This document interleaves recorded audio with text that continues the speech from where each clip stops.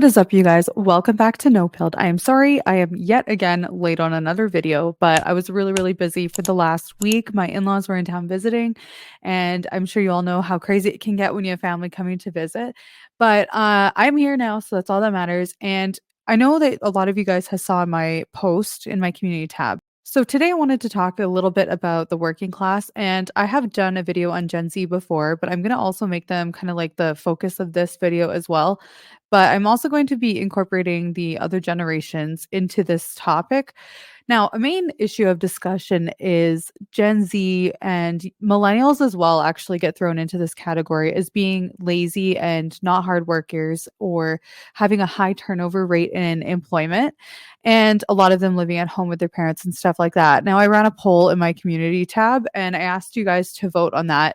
And a lot of you guys think that the reason for high turnover rate and for no shows at work and stuff amongst young people is because of laziness.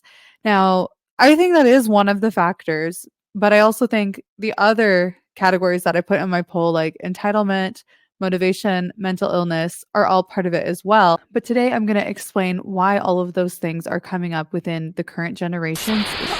A new resume builder survey of 1,300 plus managers and business leaders revealed 74% found that those people who are 26 and younger tend to be the most challenging to work with. What are some of the top reasons? A lack of technological skills. That one surprised me. Lack of motivation. They're easily distracted, easily offended, and dishonest. Ooh. 1 in 3 managers who find Gen Z difficult said they prefer to hire millennials because they're the most productive. Now, I have said before, I think they're the laziest generation, but there is a reason for it. It's not just because they weren't raised right or they are less than the rest of the other generations. But I think there is a much deeper issue at hand behind why Gen Z is difficult to work with and why people are finding them to be lazy. The millennials and Generation Z have the Peter Pan syndrome. They don't ever want to grow up. The first generation to be born when the internet... Can you all stay an additional 10 minutes? I really want to go over something in regards to next week's meeting. Working with Gen Zs is not easy. Gen Zers feel underprepared for a constantly modernizing job market. Less likely than prior generations of workers to go along with long hours. A lot of people are finding that it's really hard to get Gen Z motivated, but millennials are also guilty of that. But we have to look into the reasoning behind why this is happening. I don't think that there's anything about, it's just they're inherently bad people that are entitled and stuff like that. What this comes down to is economic instability. The only reason you get up in the morning, you go to your job at 6 o'clock, and then you come home at 5 p.m. just to work some more, like cooking dinner, cleaning your house, taking care of kids, whatever it is because of money. Money is your motivator. But what if that money is not enough? A generation is about 20 to 30 years, enough for a child to grow, to become an adult, and to have children. So after the Great Depression that started in 1929, a quarter of people in the US lost their jobs. And this expanded to other parts of the world as well. People lost savings and houses and often had barely enough to eat. So the babies born during this time grew up in this really harsh environment. Then World War II started in 1939, which made things even worse. So these kids, they grew up to be hardworking, disciplined, and respectful of authority. The generational split is really something in the last century. There is such a vast difference between the earlier generations and the current younger ones. And it's to a point where they're completely alien to each other and they can't work together unless some proper training comes in and more understanding on how to deal with people from different generations, learning to understand their needs and try to empathize with their upbringing as well. Then again, after the war, when the boomers were born, they were born during exactly what it is. It's an economic boom and a lot of babies were being born. That's why they're called baby boomers. This is when people's financial situation started to kind of level out. And so growing up, boomers, they had it a lot given to them. And they had a lot of dedication to tradition as well, and to their country and to authority and things like that, and to hard work. Boomers were raised during a time when their parents started to do really well and they could afford all these wonderful things on a single person income. Only one person had to go to work and they could buy a house from a simple job's salary. They could buy a house, they could buy vehicles for their families, they could afford everything that their children needed, they could put food on the table.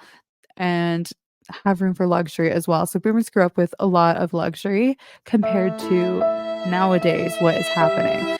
And so I find that the expectation put onto millennials and even some Gen Z who are born to maybe some boomer parents or early Gen Xers, the expectations are a lot higher because they expect us, our generations, to be able to do what they did and keep to tradition, not question authority, to show up for work, to work your hardest and, build your wealth, buy a house, start a family, and things like that. Now, these are all really good things, but for the majority of people today, that's just not reasonable. Then comes Generation X, and statistics say that they're probably your cool uncle. Kids of the silent generation, born during another uncertain economic time. So that post-war bonanza for the baby boomers was over. There was, again, inflation, unemployment, slow economic growth, high interest rates by the Fed, familiar with life today. Anyway, also the government made some mistakes, so Gen X's learned not to trust the government. After that came us. Remember, our parents are probably baby boomers, so they probably did well in life. We were born in a tech world, tech that we adopted as kids. The 80s were chill. They're stable. Access to tech gave us this new worldview, which made us generally optimistic, generally open-minded. It's a world that we wanted to explore as well. And then, of course, we fathered social media. We had a cool childhood, but we were slapped in the face as we were coming of age. Millennials had a really good childhood because a lot of our boomer parents did well for themselves and we were provided with a pretty comfortable lifestyle as children. But as we started to get older and things in technology started to advance and more jobs were being created and other jobs being replaced, and we started to enter into the workforce, we had a lot of hope for the future. We had a lot of dreams and ambitions and stuff like that.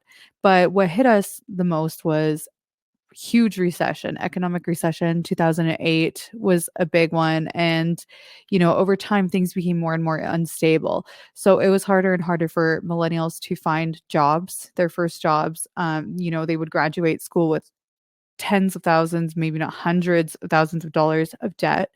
Wages were not increasing. So what was possible for our boomer parents is next to impossible for us. But millennials still have that drive. Millennials are considered like the burnout generation because a lot of millennials will work very, very hard just with the hopes that they will have as good of a future as they had when they were children. And I think it's like an ambition that will never die, that's rooted deep within our hearts, but we probably won't ever achieve it.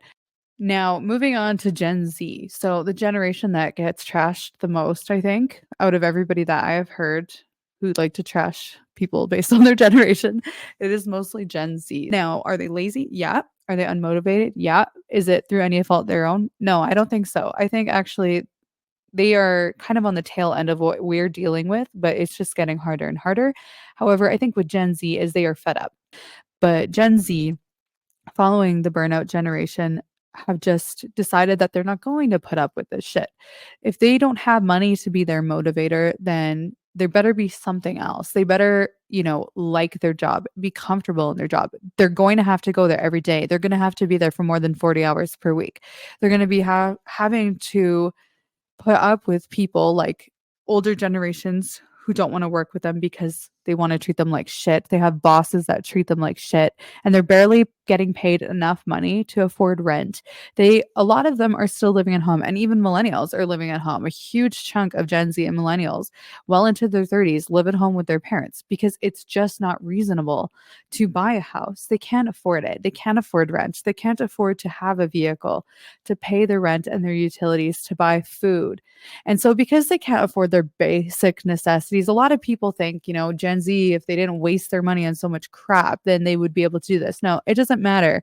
If whether they waste their money on crap or they save every penny, they still aren't making enough money to afford a house and basic living necessities. So when you can't afford things that you need, you fill the void with things that you want. Anything. So even if they're not earning enough money to pay for rent, at least they can spend a few bucks on a Starbucks or go shopping at the mall, or they can buy whatever piece of technology. It might not be providing a roof over their head or filling their bellies, but at least it's filling up a desire to have more. It gives them some reason to wake up in the morning. And why are so many of them quitting? for the exact reasons that I just stated. It's not worth it for them to stay in a job where they're treated like garbage. They're working their butts off, like hours that are just insane to make barely enough money to even put a roof over their own heads. What is the point? Go home, stay with your parents, and I guess ride it out. Baby boomers are such and such amount times wealthier than millennials and Gen Z. We are poor. We are dirt poor compared to some of the older generations, and they just don't seem to understand it. And I think that's why so many people are just pursuing fantasy careers like online, trying to be influencers and trying to do anything. Like they're doing stuff online because it's what they know. Like they're criticized also for all wanting to be influencers and not like pick up a hammer and do some hard work. But you got to remember, this is a generation that was raised with the technology. So different generations are going to gravitate more towards something that they're used to. It's just part of their culture. I don't think it's something to criticize them for. Why would they even start a family? Why would they focus on manual labor? Why would they get up at 6 a.m. and do a 60-hour work week? Why would they do that? What is the point? I don't think there's any right answer, right solution other than to try to show some more grace and be understanding of each other and to stop calling young people lazy. Recognize your privileges that you were brought up with and even what time or what the economy was like when you entered into the workforce or when you started your family or when you bought a house, because a lot of these boomers and Gen X's, maybe not as much Gen X, more so boomers, are sitting in houses that are worth millions today because they bought when it was affordable, and we don't have that luxury. So, guys, try not to be so judgmental, be loving and be kind towards each other and understand where young people are coming from. And let's try to be nicer to Gen Z because I think honestly, they do have it kind of rough. So, thank you guys for watching. Hopefully, the next video won't take this long. I'm going to try and get it out at a more reasonable time.